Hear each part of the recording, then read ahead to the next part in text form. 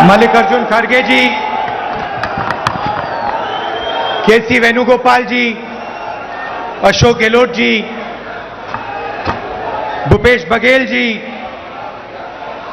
पवन Kumar Bansal ji, Adhir Ranjan Chaudhary ji, Shakti Singh Gohil ji, Anil Chaudhary ji, CWC members, PCC president, CLP leaders, senior नेता और हमारी पार्टी के प्यारे कार्यकर्ता भाई और बहनों, आप सबका यहां बहुत बहुत स्वागत, नमस्कार।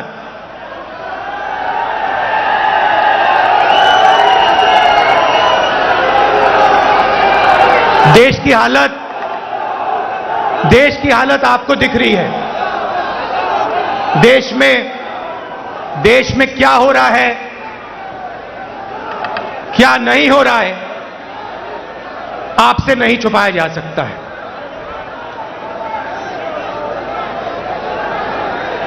और जब से बीजेपी की सरकार आई है,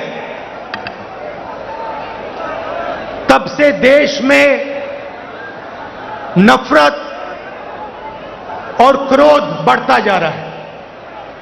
सही है? आपको लग रहा है कि नफरत और क्रोध देश में बढ़ता ही जा रहा है। सही है ना?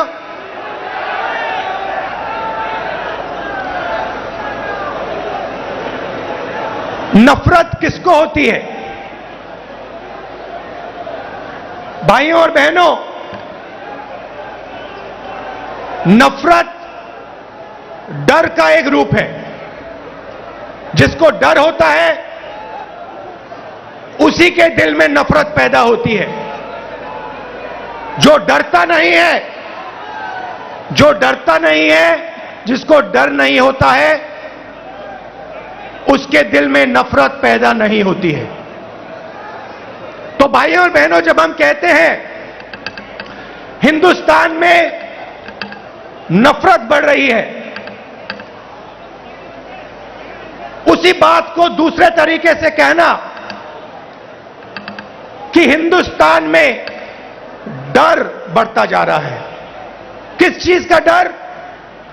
भविष्य का डर, महंगाई का डर, बेरोजगारी का डर, यह बढ़ता जा रहा है। और इसके कारण हिंदुस्तान में नफरत बढ़ती जा रही है। और नफरत से क्या होता है? नफरत से लोग बढ़ते हैं, देश बढ़ता है और देश कमजोर होता है। बीजेपी और आरएसएस के नेता देश को बांटते हैं और जानबूझकर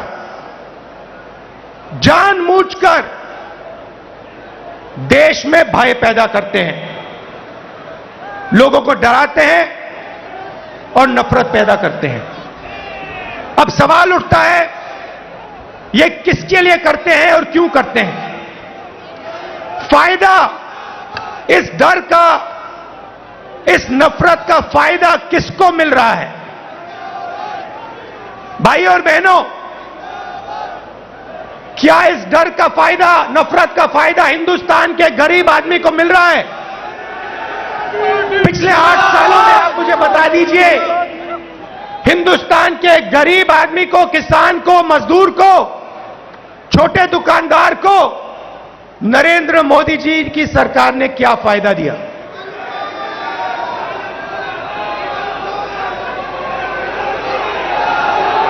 पूरा का पूरा फायदा,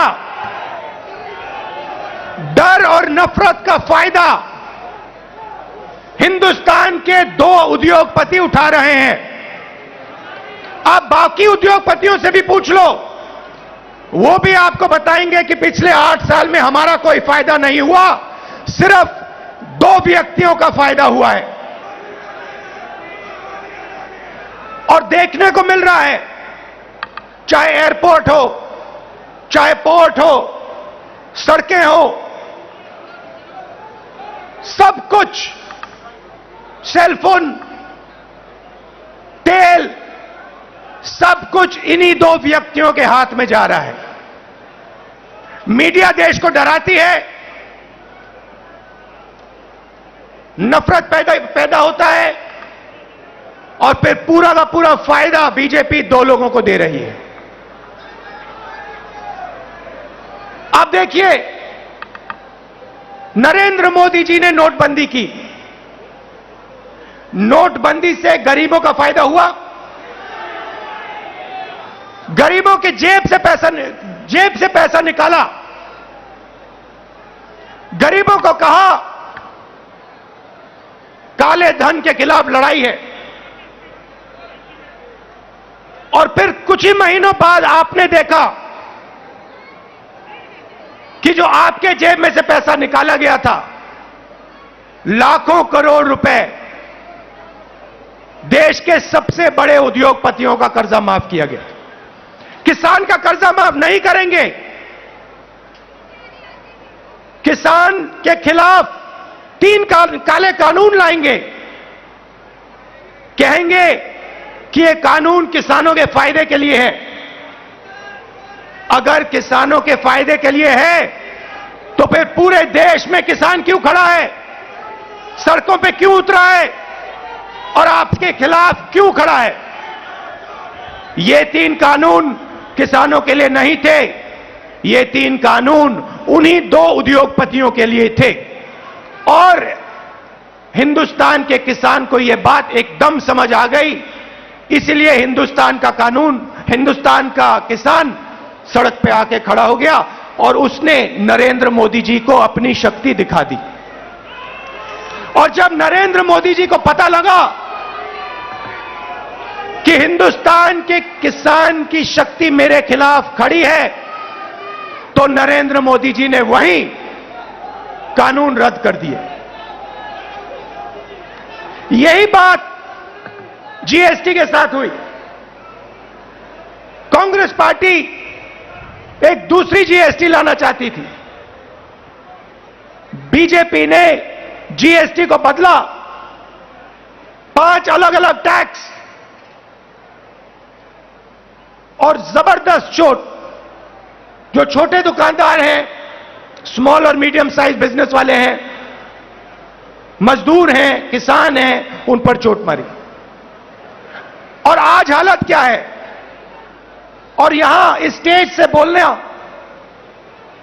मुझे अच्छा नहीं लग रहा है, मगर आज हिंदुस्तान की हालत यह है कि अगर देश चाहता भी है तो देश अपने युवाओं को रोजगार नहीं दे पाएगा। क्यों? भाइयों और बहनों, देश को रोजगार ये 2 उद्योगपति नहीं देते हैं।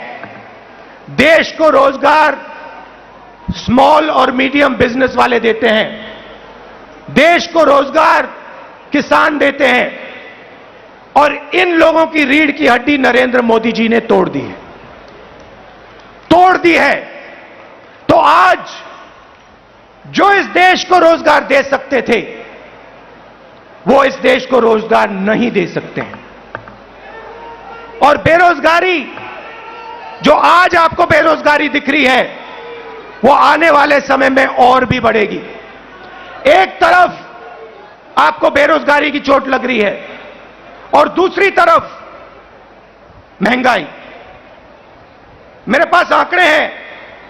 2014 में एलपीजी का सिलेंडर 410 रुपए का था, आज 1050 रुपए का है।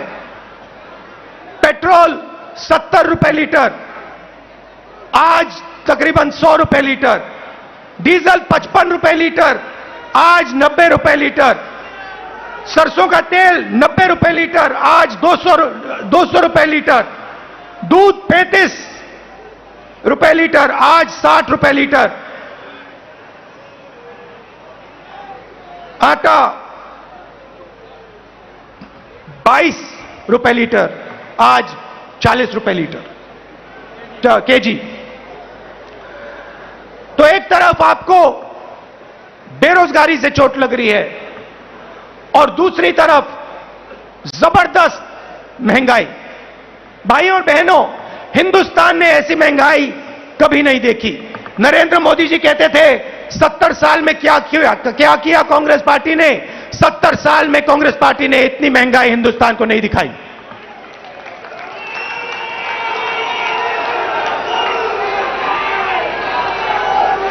तो हिंदुस्तान का आम नागरिक बहुत मुश्किल में है, बहुत दर्द सह रहा है। और जब विपक्ष इन बातों को पार्लियामेंट में उठाना चाहती है तो नरेंद्र मोदी जी और उनकी सरकार विपक्ष को पार्लियामेंट में बोलने नहीं देती। चाहे किसानों का मुद्दा हो, चाहे चाइना का आक्रमण जो हुआ उसकी बात करना चाहें, बेरोजगारी की बात करना चाहें, महंगाई की बात करना चाहें, हम नहीं कर सकते, पार्लियामेंट में नहीं कर सकते। और आप देखिए यहां हमारे मीडिया के मित्र हैं, इनका काम जो जनता के मुद्दे हैं उनको उठाने का होता है, मगर ये भी अपना काम नहीं करते हैं। 24 घंटा ये कैसे करेंगे? ये मीडिया उन्हीं दो उद्योगपतियों का मीडिया है।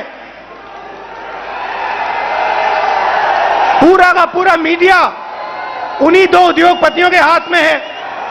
तो सच्चाई कैसे दिखेगी? सच्चाई कैसे सुनाई देगी? और जनता को सब मालूम है। जनता घर में टीवी ऑन करती है और जनता जानती है कि टीवी किसका है और टीवी किसके लिए काम कर रहा है। टीवी दो उद्योगपतियों का है, अखबार दो उद्योगपतियों के हैं, और ये दो उद्योगपति नरेंद्र मोदी जी के लिए 24 घंटा काम करते हैं और नरेंद्र मोदी जी इनके लिए 24 घंटा काम करते हैं। देश में बेरोजगारी, देश में महंगाई और देश का पूरा धन दो उद्योगपतियों के हाथ में। एक तरफ मीडिया का कंट्रोल, दूसरे तरफ प्रधानमंत्री पे कंट्रोल।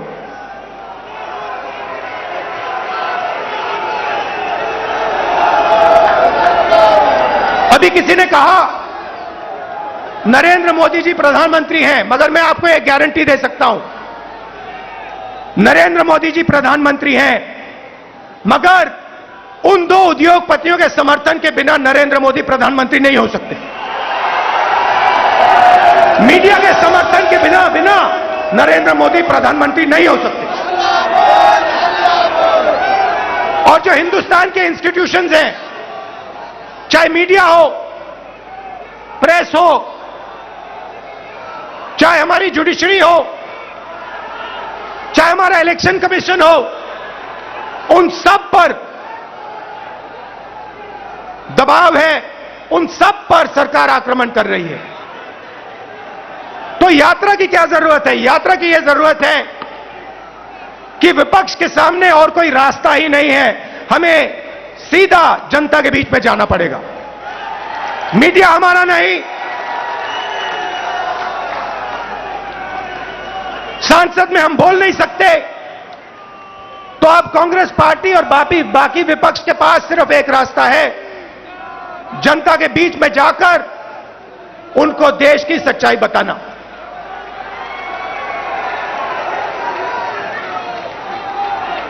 जो भी नरेंद्र मोदी जी के खिलाफ काम करना चाहता है, चाहे कोई भी हो, विपक्ष की पार्टी हो, एक्टिविस्ट हो, एनजीओ का कोई व्यक्ति हो, उस पर पूरा का पूरा जबरदस्त आक्रमण होता है। ईडी, सीबीआई, इनकम टैक्स, ये सब के सब लगा दिए जाते हैं। 55 घंटे मुझे ईडी में वहां पे बैठाया। मगर मैं एक बात समझाना चाहता हूं नरेंद्र मोदी जी को, मैं आपकी ईडी से नहीं डरता हूं, मुझे कोई फर्क नहीं पड़ता। आप 55 घंटे करो, 100 घंटे करो, 200 घंटे करो, 500 घंटे करो, 5 साल करो, कोई फर्क नहीं पड़ता मुझे। ये हमारा जो संविधान है, जो इस देश की आत्मा है, आज इसकी रक्षा करना, आज इसको बचाने का काम हर हिंदुस्तानी नागरिक को करना पड़ेगा। क्योंकि अगर हमने ये नहीं किया, अगर हम आज नहीं खड़े हुए, तो फिर ये देश नहीं बचेगा। क्योंकि ये देश संविधान है, ये देश इस देश की जनता की आवाज है, ये देश इस देश की जनता का भविष्य है। ये देश दो उद्योगपतियों का नहीं है, ये देश हिंदुस्तान के गरीब लोगों का है। और आज दो हिंदुस्तान बन गए हैं, एक मजदूरों का, गरीबों का, किसानों का, बेरोजगार युवाओं का। उस देश में कोई सपना नहीं देखा जा सकता। उस देश में अगर आप रोजगार चाहते हो नहीं मिल सकता, अगर आप अपने बच्चों को कॉलेज यूनिवर्सिटी में भेजना चाहते हो आप नहीं कर सकते हो। उस देश में आपको अपना खून पसीना देना पड़ेगा, और खून पसीना देने के बाद आपको कोई फायदा नहीं मिलेगा। और दूसरा देश, इसी हिंदुस्तान के अंदर 2, 3, 10, 15 उद्योगपतियों का, अरबपतियों का, उसमें आप जो भी सपना देखना चाहते हो देख सकते हो। जो भी आप चाहते हो आपको हिंदुस्तान में मिल जाएगा। भाइयों और बहनों, इन दो देशों के बीच में लड़ाई है। नरेंद्र मोदी जी की विचारधारा कहती है कि देश को बांटना है और पूरा का पूरा फायदा चुने हुए लोगों को देना है। हमारी विचारधारा कहती है कि देश सबका है और देश की जनता जो अपना खून और पसीना देती है, उसका फायदा 2-3 उद्योगपतियों को नहीं मिलना चाहिए। उसका फायदा हिंदुस्तान के किसान को, मजदूर को, गरीब को, बेरोजगार युवाओं को मिलना चाहिए। यह फर्क है। और आप जाइए, आप आज चले जाइए और किसी भी छोटे दुकानदार से, किसी भी मजदूर से, किसी भी स्मॉल और मीडियम बिजनेस वाले से, किसी भी किसान से पूछ लीजिए, क्या यूपीए के समय और आज के समय में क्या फर्क है? यूपीए के समय में 70,000 करोड़ रुपए यूपीए की सरकार ने हिंदुस्तान के किसानों को दिया बिना पूछे।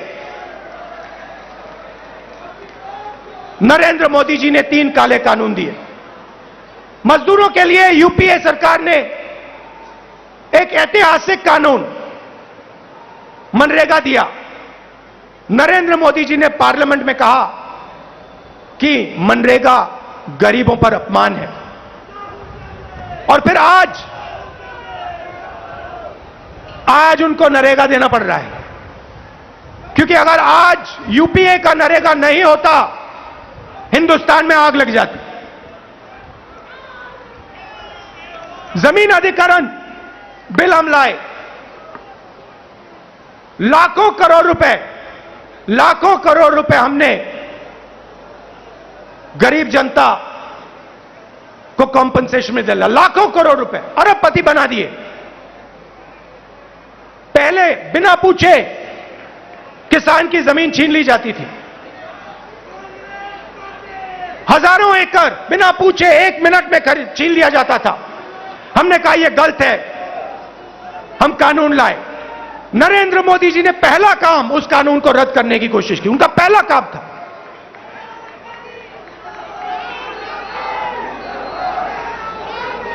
यूपीए के समय आर्थिक प्रगति थी, हम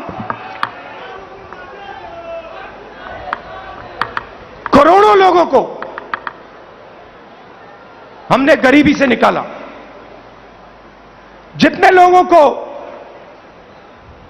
हमने 27 करोड़ लोगों को गरीबी से निकाला 10 साल में, 27 करोड़ लोग।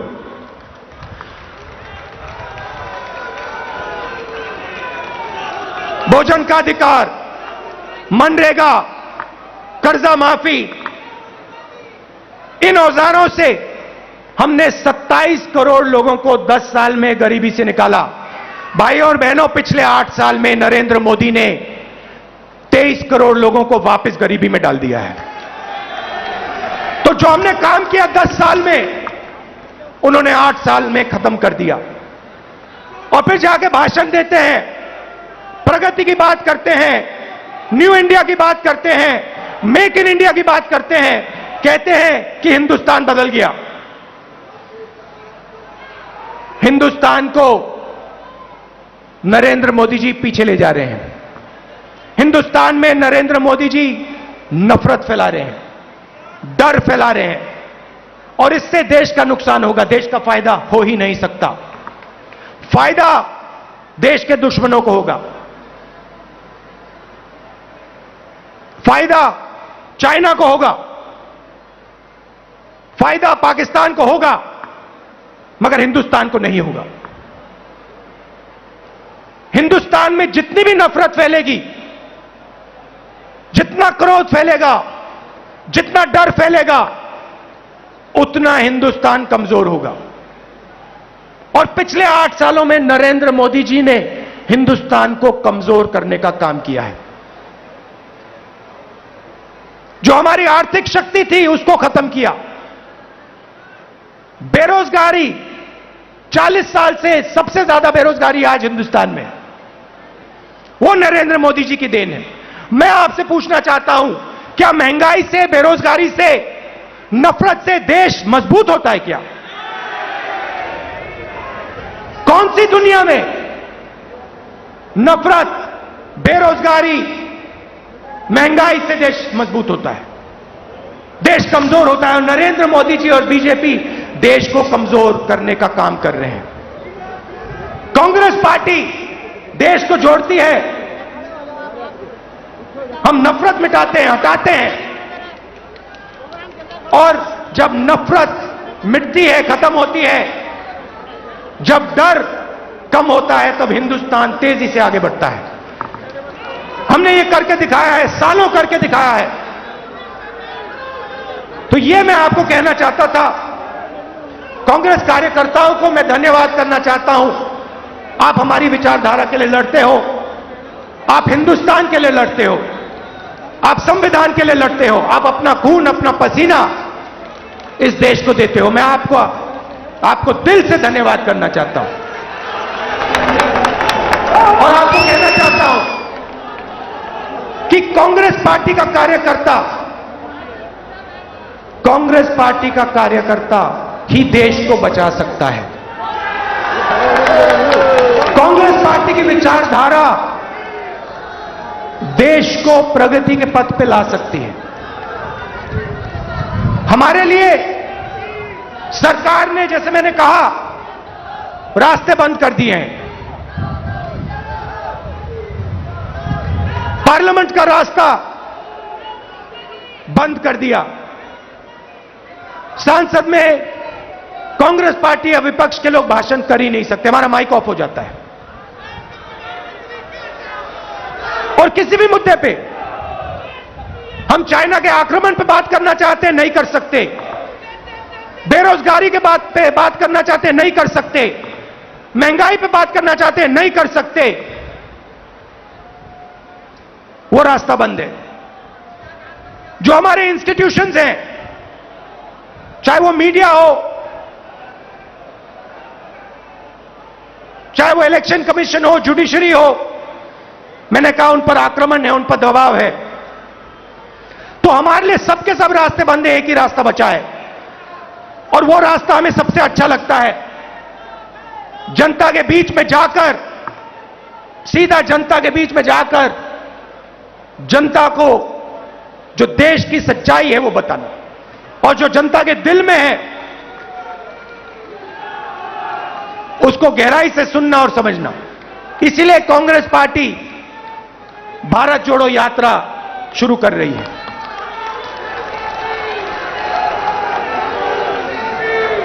आप सब दूर दूर से आए, इसके लिए मैं आपको दिल से धन्यवाद करना चाहता हूं। विचारधारा की लड़ाई है, और कांग्रेस पार्टी की विचारधारा और जो हमारे सब विपक्ष की पार्टियां हैं मिलकर बीजेपी और आरएसएस की विचारधारा को हराएंगे। बहुत बहुत धन्यवाद।